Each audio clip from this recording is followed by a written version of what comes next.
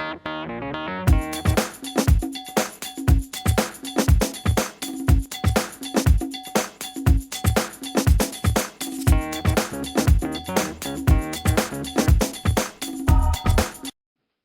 hijacked this video, so I'm going to be the one asking the questions here.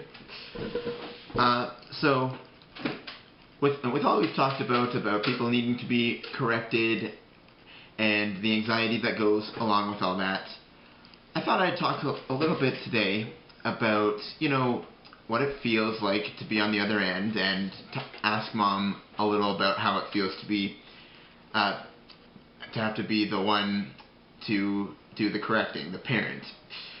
So, I mean, for me, I've certainly always, I feel unsure of myself much of the time, but I do understand that sometimes I do things that aren't necessarily right or could lead to some trouble later on. Like, if I'm going out in -10 weather and I'm walking out in a t-shirt or something like that, I don't necessarily know that that's not the best thing to do. So I need some kind of prompting, or else I'm gonna catch the flu. But I do get that my problem is, when someone tells me those kind of things, I sometimes get a little offended, or at least a little grouchy. So I can understand there would be some kind of sometimes hesitation to want to do the correcting, and that would be justified. So, Mom, what's your take on all this, on the performance anxiety and having to correct us? Well, I'm going to say that as a mom, it feels terrible to be the one that has to do the correcting and the teaching. The problem is, for the last 20-odd years, there hasn't been anybody else willing to step in and do that job. There's no one else who is present 24/7 who's able to do that. So, I hear it a lot from other mothers. We're afraid that if we do the teaching of the life skills, which often need to be taught many more times than would need to be with a typical kid, that the child is going to come to resent us. And so, when I see that Daniel does something that would cause some alienation of his peers or from people out in the community, which makes me think I need to say something to him, I get a little heightened in my anxiety, because he can get a little bit obnoxious.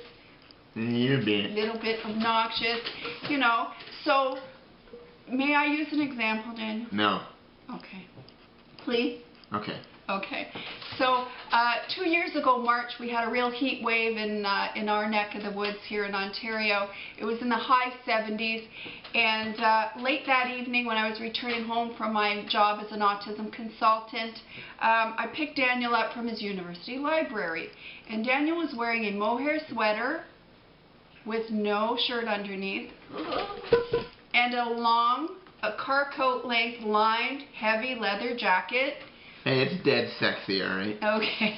And he walked the 1.4 kilometers to the school library, stayed there all day wearing the heavy leather coat and sweater, and I picked him up like this, and it was still quite funky at night with the weather, and I asked him if he wasn't feeling a little bit warm, and he said no. And there are sensory issues around that. We can talk about that.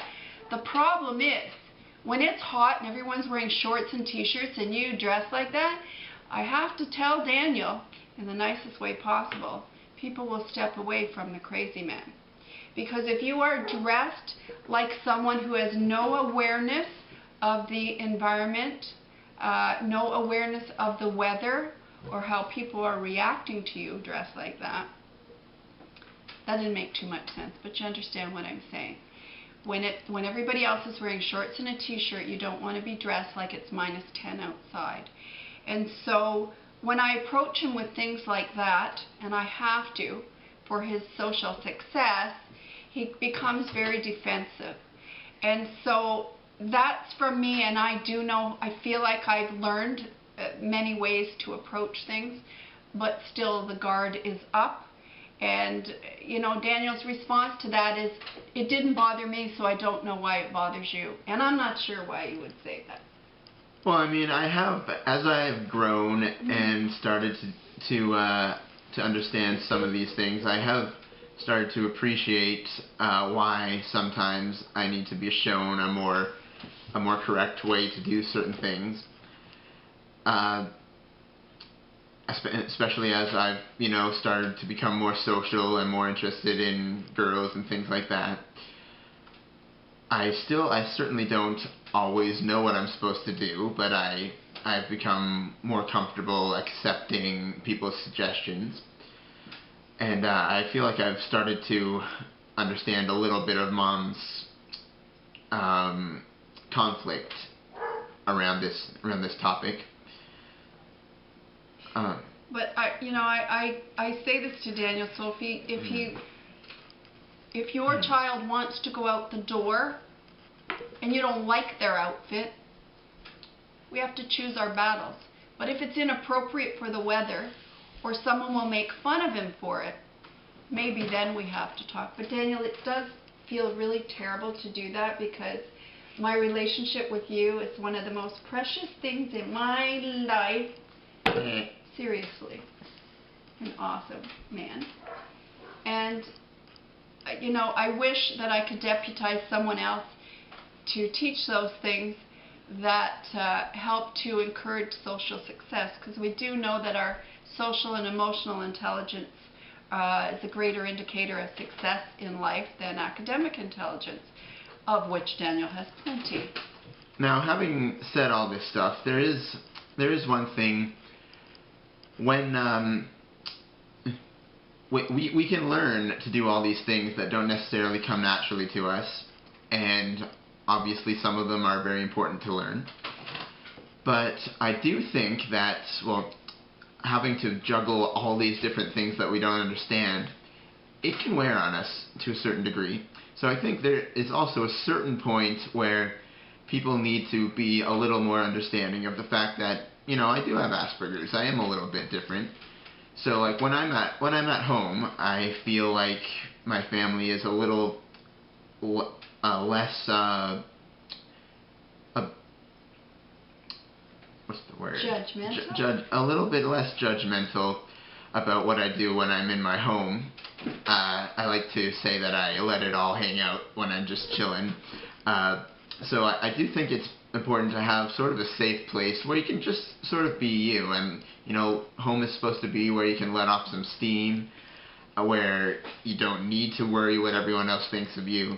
So I do think that it's important to have somewhere where you can be like that. Right. And I hope that Daniel has that sense, but, you know, we share a home with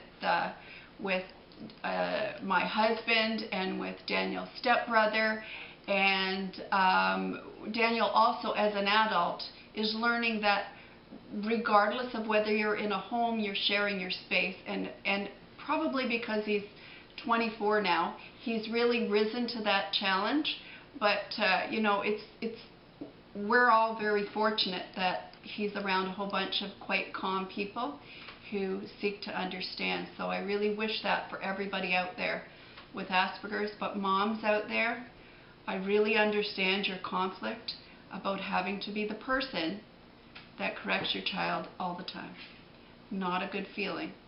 But if you learn to communicate in a way that doesn't always point out the mistakes, but shows the right way to do things, it can go a long way to nurturing the relationship and being a partnership, rather than feeling like you are the prison guard.